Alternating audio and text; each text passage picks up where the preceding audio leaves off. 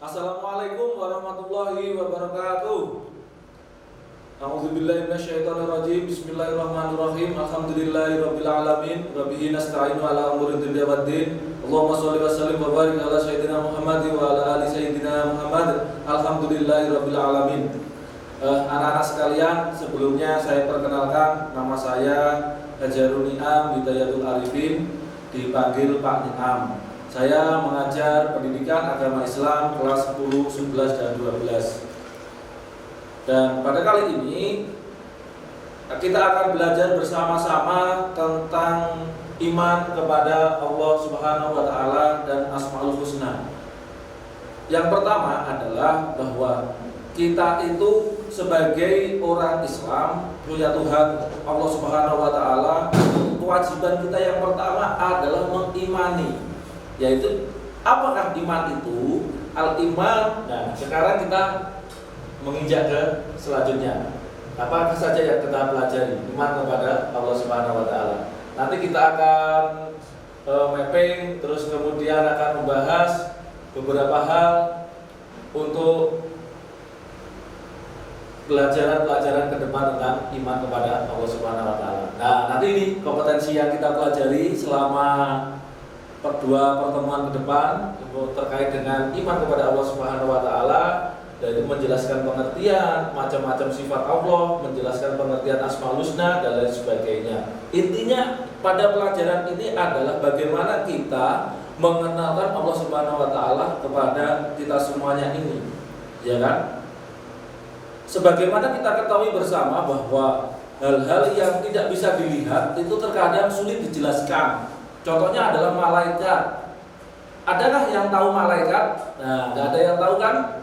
Akan tetapi bahwa kita diwajibkan untuk mengimani itu, sehingga kita diwajibkan juga untuk berupaya meyakinkan diri kita sendiri bahwa Allah itu ada, malaikat itu ada, nabi itu ada, dan seterusnya. Agar apa? Agar supaya iman kita semakin hari semakin bertambah kuat, semakin bertambah kuat, semakin bertambah kuat, dan seterusnya. Sehingga nanti mencapai endingnya, yaitu pada puncak usia kita, pada hari hanya itu yang disebut dengan kematian, itu kita mengalami puncak keimanan yang sangat tinggi, setinggi-tingginya.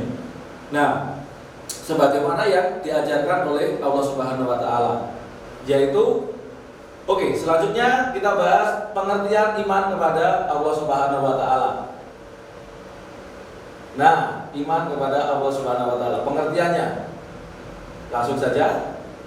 Pengertiannya menurut bahasa al-imanu, kalau di dalam bahasa kitab at-tasdiqu qaulu bil lisan, tasdiqu bil qalbi, wal amalu bil arkan. Apa sih iman itu? Yaitu mengucapkan di dalam lisan, saya yakin, saya percaya, saya mempercayai dan seterusnya, dan meyakini di dalam hati, tasdiqu bil qalbi, meyakini di dalam hati, dan wal amalu bil arkan, sehingga kita bisa mengaplikasikan, mempraktekkan dalam kehidupan kita sehari-hari.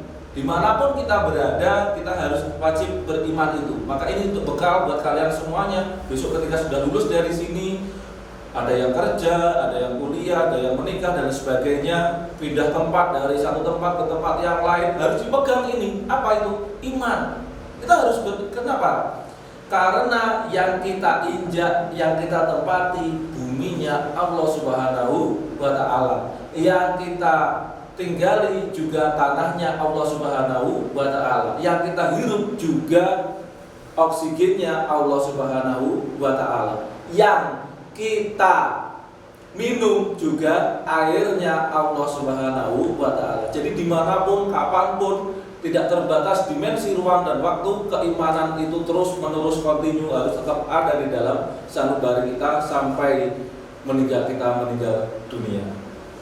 Nah, cara menjelaskan bagaimana? Kalau tadi saya sudah menjelaskan bumi yang kita tempati miliknya Allah, air yang kita minum miliknya Allah, udara yang kita hirup miliknya Allah, maka cara meyakininya adalah Yaitu kita melihat gunung, kita ingat Allah. Kenapa? Nah, itu adalah bukti bahwa Allah itu ada. Buktinya apa? Oh, ada gunung. Sekarang kita lihat, kita buktikan siapa manusia yang ada di dunia ini yang bisa menciptakan gunung, atau yang bisa membuat gunung mencangkul mulai pagi sampai malam beberapa ribu hari, nggak akan bisa. Ada siapa melihat lautan, siapa yang bisa menciptakan lautan? Nggak ada yang bisa. Yang bisa membuat lautan manusia, nggak ada yang bisa. Berarti ketika kita melihat lautan, melihat pohon, itu juga harus ingat Allah Subhanahu wa Ta'ala. Coba manusia, siapa yang bisa mencangkul lautan itu, atau pakai bulldozer sekalian pun, alat yang paling canggih sekalian itu juga merupakan bukti bahwa Allah Subhanahu wa Ta'ala itu ada, dan kita wajib mengimaninya. Kenapa? Ya itu tadi buktinya. Gak ada yang orang yang bisa menciptakan, membuat lautan, mencangkul lautan segitu dalamnya, segitu luasnya, siapa yang bisa? Nah, itu bukti adanya Allah adalah tunduk. Nah, sekarang buktinya di dalam amal kita, wal amalu bil arkan, dalam amalan kita sehari-hari adalah tunduk, patuh, taat terhadap perintahnya dan seterusnya, menjalankan perintahnya dan menjauhi yang dilarangnya. Kalau kita, contohnya apa? Contohnya ya kalau kita mendengar adzan, ya kita harus bergegas ke musola. Sebagaimana kalian semuanya ketika mendengar adzan zuhur, ya dihentikan dulu lah aktivitasnya. Yang sedang pegang HP, ditaruh dulu HP-nya.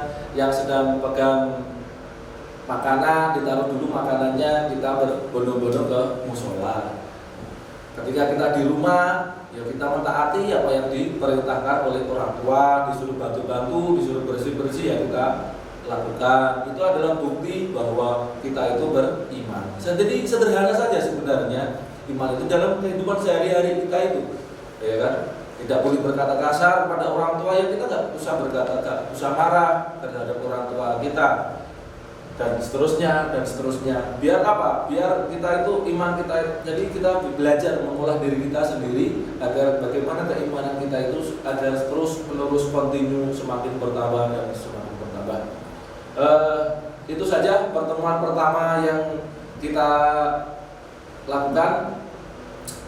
Semoga pertemuan ini membawa manfaat, barokah, ilmunya kalian juga manfaat, dan barokah fitini wa dunya wal akhirah. Kurang lebihnya mohon maaf, dan kita akan berjumpa lagi di pertemuan kedua dengan materi husnudon. Mungkin bisa dipersiapkan, pelajari bukunya dengan baik, tidak usah banyak bermain ya.